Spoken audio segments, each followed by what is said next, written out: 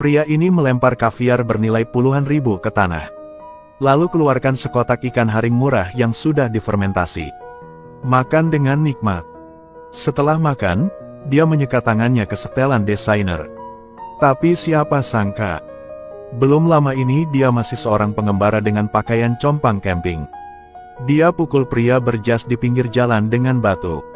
Lalu lepaskan pakaiannya dan kenakan pada badannya. Kemudian keluarkan hanya 300 sen yang tersisa di dompet. Gunakan 200 sen untuk menyewa ruang bawah tanah selama 3 hari. Selalu bawa bersamanya bagasinya. Di dalamnya penuh dengan obat-obatan dan buku catatan. Dia mengandalkan TV untuk menentukan tanggal. Lalu mengeluarkan koran dari bagasinya. Di atas adalah seluruh hasil kemenangan pacuan kuda tahun ini. Berkat pembelian kuda dia mendapatkan barel emas pertamanya. Dia segera berganti ke ruangan berjendela. Keluarkan berita stok lagi. Menandai stok yang akan naik harganya. Seperti itu setiap hari dia menghasilkan sebarel uang untuk dibawa pulang. Terus-menerus membeli kuda dan stok berulang kali. Uang dengan cepat memenuhi ruangan. Lalu dia mencari seorang manajer stok. Suruh dia berdagang sesuai instruksinya. Hanya dalam 1 bulan, keuntungannya meningkat 10 kali lipat. Tanpa diduga, saat ini dia ingin. Manajer stok menjual habis stoknya.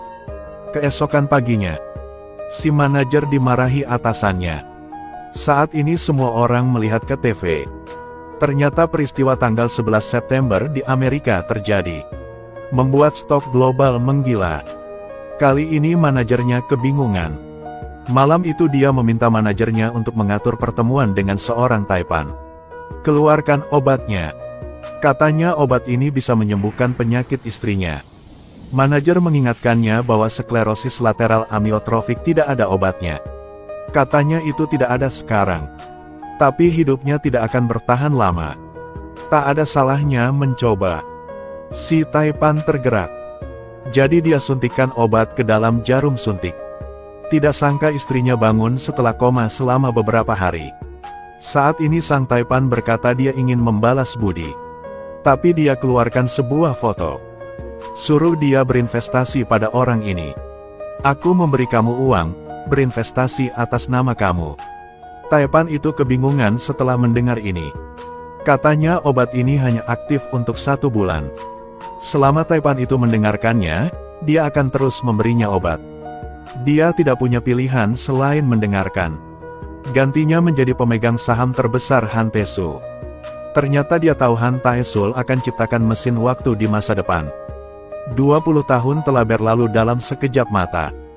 Han Tae-sul menjadi ilmuwan jenius yang semua orang kenal. Dia memasukkan pil ke dalam mesin. Setelah itu lampu goyah. Gula batu berubah menjadi bedak dan menghilang. Kemudian muncul di hadapannya lagi. Dia telah berhasil menemukan teknik teleportasi. Hari itu Han Tae-sul berada di pesawat pulang ke negeri. Tiba-tiba terjadi guncangan. Pesawat membunyikan peringatan. Pada saat ini benda tak dikenal memecahkan kaca. Kemudian menabrak mesin kiri sehingga menyebabkan kerusakan. Pesawat jatuh di luar kendali. Kabin pesawat menjadi kacau. Dia cepat masuk ke kokpit. Menemukan kapten sudah mati. Kopilot juga tidak sadarkan diri. Dipakai masker oksigen, kopilot sadar kembali. Dia keluarkan gulungan kaset yang selalu bersamanya. Gunakan potongan plastik untuk menutup lubang di kaca. Tekanan udara di kabin pesawat baru saja pulih. Tapi panel kontrol pesawat kehilangan daya. Han Tae-sul berdasarkan ketinggian dan kecepatan gerakan inersia.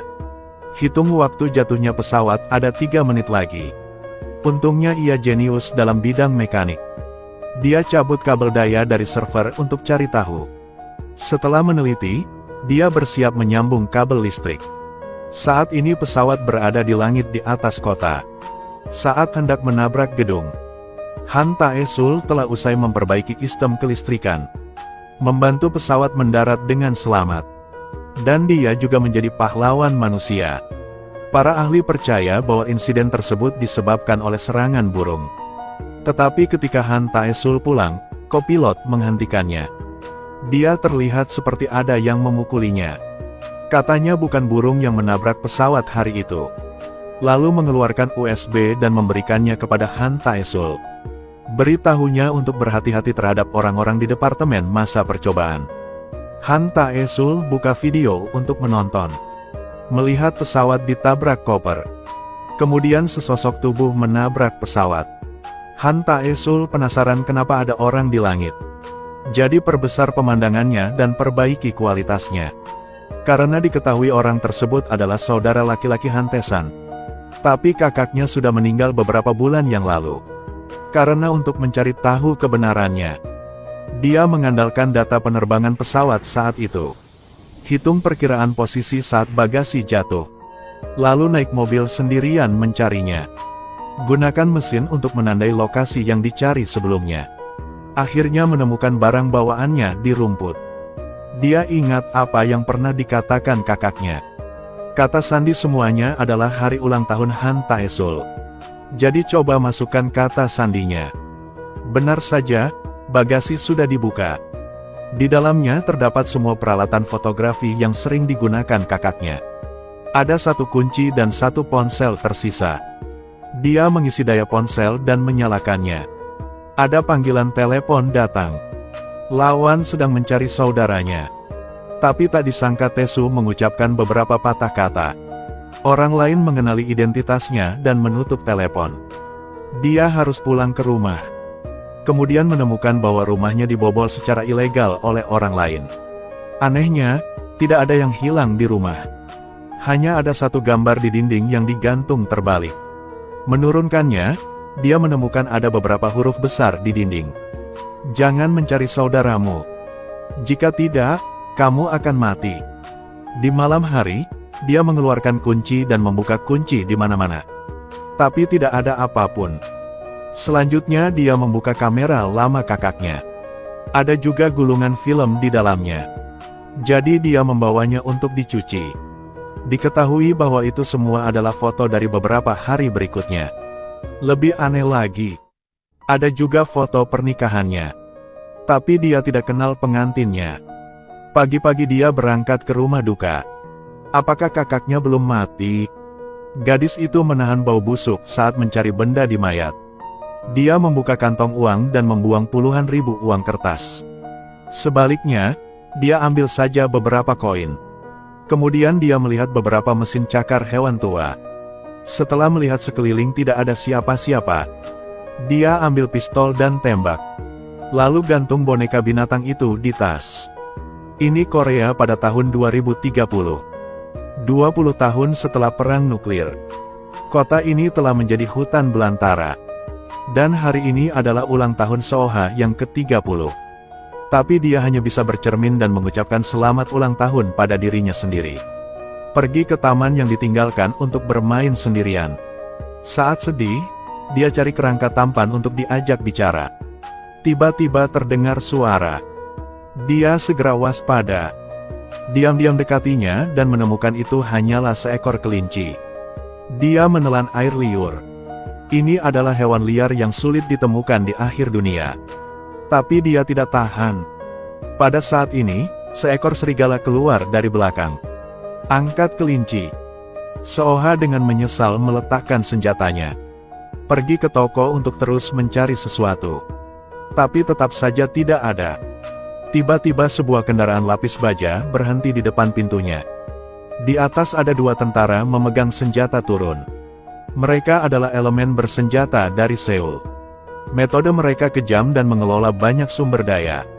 Sekali tertangkap, satu-satunya jalan adalah kematian. Untunglah prajurit itu buta sehingga Seoha bisa lolos dari bencana. Lalu dia kembali ke kamp pengungsi di pinggiran kota. Ketahuan ayahnya baru saja kembali dalam keadaan terluka parah. Lukanya terinfeksi parah. Harus segera minum antibiotik. Tapi obat di sini sudah lama habis.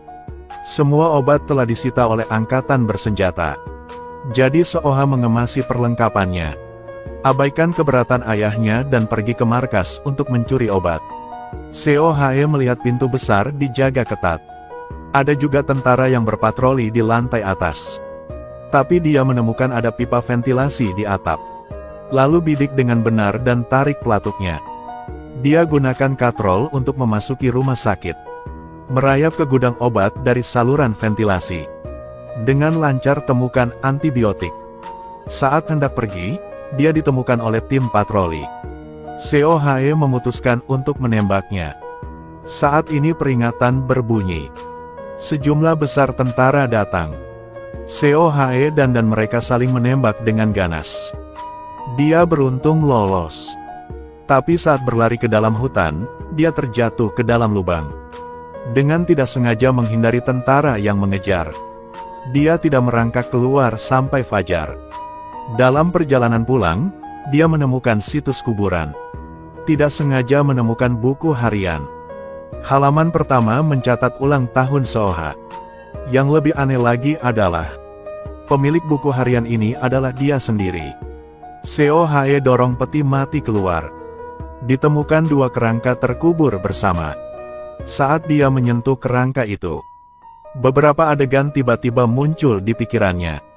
Airnya mata terus berjatuhan. COHE buru-buru membuka buku harian itu.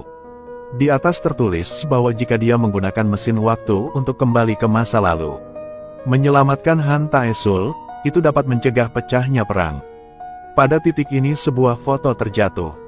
Itu foto pernikahan dia dan pria itu. Setelah kembali ke kamp pengungsi, COHE tanya bapaknya siapa itu. Apakah kembali ke masa lalu dan menyelamatkan orang itu bisa mencegah terjadinya perang? Tapi wajah ayahnya berubah lagi. Memarahinya karena mengkhawatirkan hal bukan miliknya. Lalu berkata masa lalu lebih berbahaya daripada masa kini. Setelah ayahnya tidur, COHE masih memutuskan untuk meninggalkan tempat ini. Dia menulis surat, mengatakan bahwa dia ingin kembali ke masa lalu dan mengubah dunia yang mengerikan ini. Datang ke tempat sepi, terjadi badai pasir. Dia hanya bisa menyipitkan matanya dan berjalan ke depan. Tapi tidak sengaja jatuh ke pasir. Untungnya ayahnya datang menyelamatkannya tepat pada waktunya. Lalu mereka pergi ke pabrik mesin penjelajah waktu. Seorang tentara mencetak serangkaian angka di lengan COHE. Ayahnya bilang kalau dia sampai di sana, jangan biarkan orang lain menangkapnya. Jangan mencari Han Taesul untuk mengubah dunia. Diamlah di sana dan nikmati hidup. Dengan cepat giliran COHA. Dia mengambil barang bawaannya dan masuk ke mesin waktu. Kemudian mesin menyala. Tubuh COHA mulai memudar lalu menghilang. Lalu dia terbangun di sebuah gang. Pakai baju. Lalu dia ambil koper bertelanjang kaki di rel kereta. Tiba-tiba ada cahaya di depan. Sekelompok orang berbaju hitam sudah lama menunggu di sini. Mereka adalah orang-orang dari Departemen Manajemen Waktu. Bersiap untuk menangkap penjelajah waktu yang datang ke sini. Agar tidak mengganggu ketertiban sosial. Dia cepat kabur. Menggunakan kompartemen kereta untuk bersembunyi. Potong saja mereka dengan mudah. Dia pergi ke tempat sampah dan mencari makanan. Tapi ditemukan lagi oleh seorang pria yang memegang pisau. Dia mengendalikannya dengan tangan kosong. Dengan itu, dia berhasil memakan mie kacang hitam yang dirumorkan. J segera diam-diam menelepon polisi lagi. Katanya ada wanita aneh di toko. Di TV saat ini sedang tayang langsung nomor pemenang lotre. Tanpa diduga, COHA menyebutkan nomor pemenang. Membuat Jason bingung. Wanita ini dapat memprediksi nomor pemenang. Baru mau tanya kok bisa. TV menayangkan berita terkait Han lagi. Tubuh COHE mulai berkedip saat dia bersemangat. Cahayanya juga mulai dari terang ke gelap. Selanjutnya COHE pingsan lagi.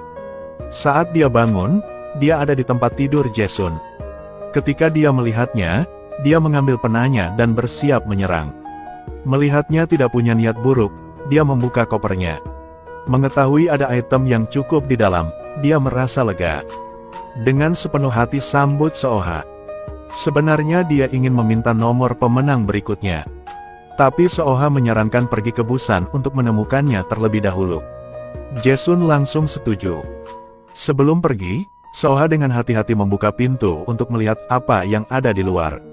Menemukan bahwa orang dari Departemen Masa Percobaan telah datang ke pintu. Tiba-tiba tim garis depan bergegas masuk. Tapi ditangani dengan lembut oleh Seo Hae. Dia menarik Jaesun keluar. Setelah pertempuran sengit, pada akhirnya, keduanya masih terpaksa ke atap tanpa ada cara untuk melarikan diri. Paman bermata kaca menyuruhnya menyerah. Seo Hae menarik Jaesun menuruni tangga. Untungnya ada truk sampah lewat dan menjemput mereka. Seul menyapa mereka. Dengan cepat keduanya tiba di terminal bus. Jaesun menggunakan seluruh uangnya untuk membeli 2 tiket bus. Dia bilang dunia orang dewasa memang tidak mudah. Seo Hae di masa depan juga sangat simpatik. Saat pergi ke kamar mandi, dia diam-diam tulis nomor pemenang berikutnya. Masukkan ke dalam bajunya.